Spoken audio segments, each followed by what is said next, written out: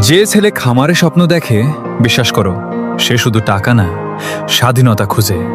কারণ সে জানে সারা জীবন অন্যের অধীনে থেকে বড় হওয়া যায় না। প্রতিদিন একই রুটিন, একই আদেশ, একই ক্লান্ত জীবন। এসব তার জন্য না। সে চায় নিজের মাটিতে দাঁড়াতে, নিজের সিদ্ধান্তে চলতে, নিজের ঘামের দামে জীবন গড়তে। লোক হাসবে, বলবে খামার করে কেউ বড় হয়। কিন্তু ইতিহাস বলে, যারা মাটি আঁকড়ে ধরে লড়াই করেছে তারাই একদিন সবচেয়ে শক্ত মানুষ হয়েছে। হ্যাঁ, রাতে ঘুম কম হবে, টেনশন থাকবে, লসও হবে কখনো কখনো, তবুও শান্তি আছে। কারণ দিন শেষে তুমি জানো তুমি নিজের স্বপ্নের জন্য যুদ্ধ করছো। মনে রাখো, একদিন এই ছোট খামারটাই তোমার সবচেয়ে বড় পরিচয় হবে।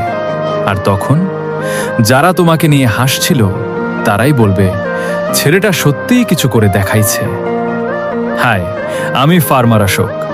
যদি আমার ভিডিও তোমাদের ভালো লাগে আর তোমাদের ফার্মের স্বপ্ন গড়ে তুলতে সামান্য হলেও সাহস দিতে পারি, তাহলে ফলোটা করে রেখো, কেমন?